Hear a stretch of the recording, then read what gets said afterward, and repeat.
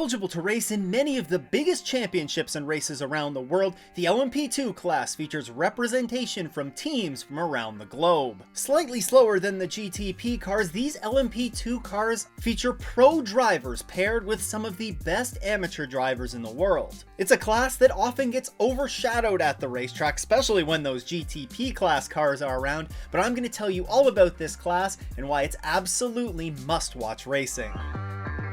Le Mans Prototype 2, often referred to as LMP2, are similar to the GTP cars, but slightly slower. The GTP cars that you see competing out on track are actually based on the next generation of LMP2 chassis, which after a few delays is set to finally debut for the 2028 season. The current chassis, which will be present on the Imsa grid through the 2027 season, are produced by 4 approved manufacturers and all use the same spec Gibson GK428 V8 engine. The cars also feature limited driver aids, with traction control being on the cars but no ABS. And thanks to these cars being so popular worldwide, it means that these LMP2 cars are eligible to compete in some of the biggest races, such as the 24 Hours of Le Mans, but we'll get into that in just a moment. Of the 4 chassis manufacturers that produce LMP2 entries, Orica is by far the one that dominates the Imsa grid, with the entire grid being made up of Oricas for the 2025 season. Last year, we did see a single Ligier on the grid, but unfortunately they withdrew that car before the end of the season. Now, the LMP2 class also features a homologation process, and they actually also have a BOP applied to them by Imsa. However, with all the cars on the grid being Oricas, this BOP is really only used to keep a sufficient speed difference between the LMP2 cars and the GTP class cars. LMP2 cars have been around the Imsa grid for quite some time now. The class was introduced in 2004 in the American Le Mans series, and while they have bounced around the grid a bit and changed the class that they're eligible to compete in, they've remained a fixture on the grid. Since the 2014 merger of the American Le Mans series with the Rolex Grand Am Sports Car series, these cars have played a very important role in the grid. They first raced alongside the Daytona prototypes in the unified prototype class, before racing with the new generation of Daytona prototypes, the DPIs. In 2019, they broke off into their own class once again,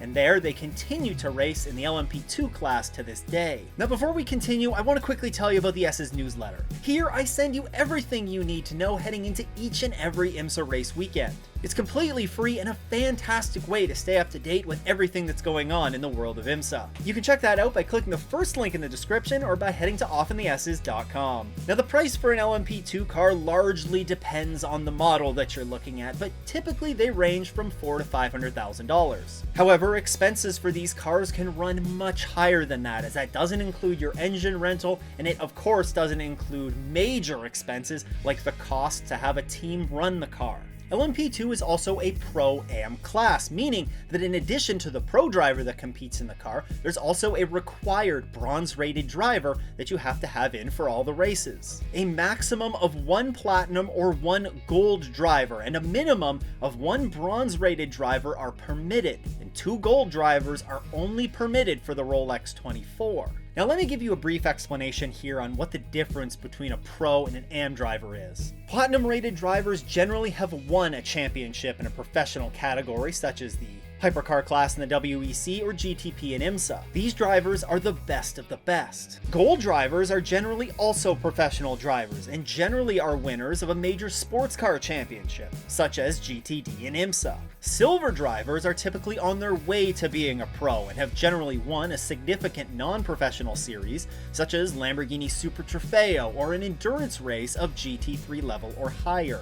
While bronze drivers are a bit more vague and generally defined as drivers who have not met a silver rating, but are deemed to have the performance of a bronze driver based on their driving in a monitored series. So to recap, generally speaking, a pro driver is a platinum or gold rated driver, the best of the best. And an AM driver for the LMP2 class is a bronze rated driver. One of the special things about LMP2 though is you'll often see some of the quickest silver drivers in the world competing in this class. These are very high performance machines, and these silver rated drivers that compete in these cars will often go on to graduate and become full pro drivers competing in some of the top prototype machinery in the world. An LMP2 car is pretty easy to identify when you know where to look. There's a blue illuminated number box on the side of the car, as well as blue mirrors and blue wing end plates. Now, as I said earlier, all of the cars on Imsa's LMP2 class are eligible to compete in other races and championships around the world. These LMP2 cars can be raced in other series, such as the European Le Mans Series or the Asian Le Mans Series. However, they're no longer eligible for this full season WEC grid. This change came about a few years ago as the hypercar class grew in size. Despite this though, the 24 Hours of Le Mans still features a very strong LMP2 class, with many of the winners of the various LMP2 championships around the world coming and competing in the race. In fact, there is an award given out in Imsa to the top-rated bronze driver at the end of the season called the Jim Truman Award. By winning this award, the driver is given an auto invite to the following season's 24 Hours of Le Mans.